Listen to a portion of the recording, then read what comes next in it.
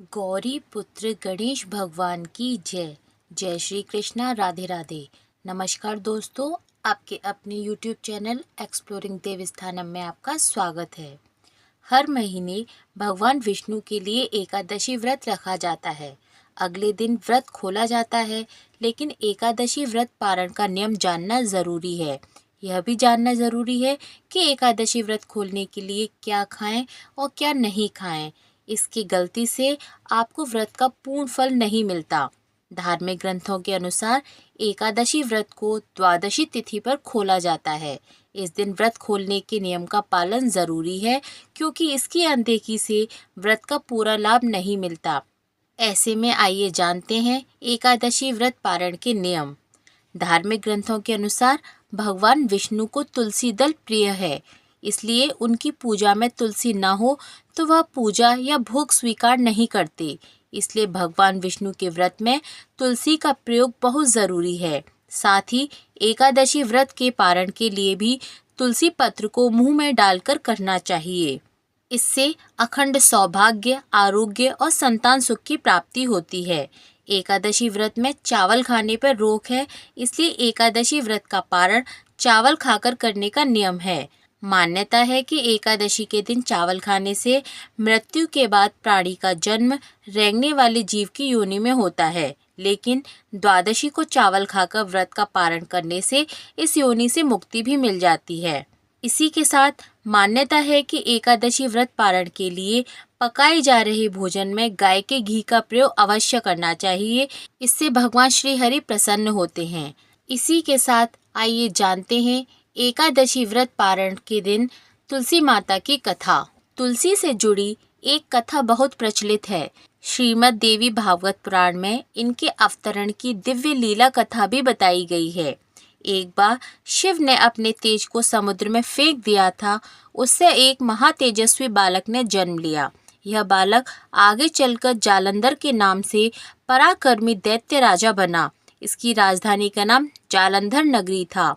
दैत्यराज कालनेमी की कन्या वृंदा का विवाह जालंधर से हुआ। जालंधर महाराक्षस था। अपनी सत्ता के मद में चूर उसने माता लक्ष्मी को पाने की कामना से युद्ध किया, परंतु समुद्र से ही उत्पन्न होने के कारण माता लक्ष्मी ने उसे अपने भाई के रूप में स्वीकार कर लिया। वहां से पराजित होकर वह देवी पार्वती को पाने की लालसा में कैलाश पर्वत पर गया। भगवान देवादिदेव शिव का ही रूप धरकर वह माता पार्वती के समीप गया, परंतु माँ ने अपने योग बल से उसे तुरंत पहचान लिया तथा वहां से अंतर्ध्यान हो गईं। देवी पार्वती ने क्रोधित होकर सारा वृतांत भगवान विष्णु को सुनाया। जालंधर की पत्नी वृंदा अत्यंत पतिव्रता स्त्री थी। उसी के पतिव्रत धर्म की शक्ति से जालंधर न तो मारा जाता था और न ही वह पराजित होता था। इसीलिए जालंधर का नाश करने के लिए वृंदा के पतिव्रत धर्म को भंग करना बहुत जरूरी था। इसी कारण भगवान विष्णु ऋषि का वेश धारण कर वन में जा पहुँचे, जहाँ वृंदा अकेली भ्रमण कर रही थी। भगवान के साथ दो मायावी राक्षस भी थे, जिन्हें देखकर वृंदा भयभीत हो गई। ऋषि ने वृंदा के सामने पल में दोनों को भस्म कर दिया। उनकी शक्ति देखकर वृंदा ने कैलाश पर्वत पर महादेव के साथ युद्ध कर रहे अपने पति जालंधर के बारे में पूछा। ऋषि ने अपनी माया जाल से दो वानर प्रकट किए। एक वानर के हाथ में जालंधर का सिर था तथा दूसरे के हाथ में धड़। अपने पति की यह दशा देखकर वृंदा मूर्छित होकर गिर पड़ी। होश में आने पर उन्होंने ऋषि रूपी भगवान से विनती की कि वह उसके पति को जीवित करें। भगवान ने अपनी माया से पुनः जालंधर का सिर धड़ से जोड़ दिया, परंतु स्वयं भी वह उसी शरीर में प्रवेश कर गए।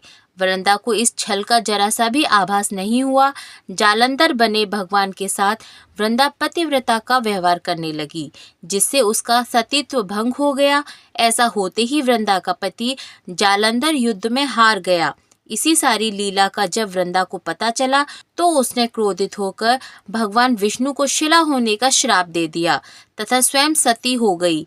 जहाँ वृंदा भस्म हुई वहाँ तुलसी का पौधा उगा। भगवान विष्णु ने वृंदा से कहा, हे वृंदा, तुम अपने सतीत्व के कारण मुझे लक्ष्मी से भी अधिक प्रिय हो गई हो। अब तुम तुलसी के रूप में सदा मेरे साथ रहोगी और पूरे विश्व में पूजी जाओगी। जो मनुष्य भी मेरे शालिग्राम रूप के साथ तुलसी का विवाह करेगा उसे इस लोक और परलोक में विपुल यश प्राप्त होगा। जिस घर में तुलसी होती है वहाँ यम के दूत भी असमय नहीं जा सकते। गंगा व नर्मदा के जल में स्नान तथा तुलसी का पूजन बराबर माना जाता है। चाहे मनुष्य कितना भी पापी क्यों न हो, मृत्यु के समय जिसके प्राण मंजरी रहित तुलसी और गंगा जल मुख में रखकर निकल जाते हैं, वह पापों से मुक्त होकर बैकुंठ धाम को प्राप्त होता है। जो मनुष्य तुलसी व आंवलों की छाया में अपने पितरों का श्राद्ध करते हैं, उसके पितर मोक्ष को प्राप्त हो जाते हैं। उसी दैत्य जालंधर की यह भूमि जलंधर नाम से विख्यात है। सती वृंदा का मंदिर मोहल्ला कोट किशनचंद में स्थित है। कहते हैं इस स्थान पर एक प्राचीन गुफा थी जो सीधी हरिद्वार तक जाती थी। सच्चे मन से 40 दिन तक सती वृंदा देवी के मंदिर में पूजा करने से सभी मनोरथ पूर्ण होते हैं और भगवान श्री हरि प्रसन्न होते हैं। बोलिए तुलसी माता की जय, भगवान श्री नारायण की जय।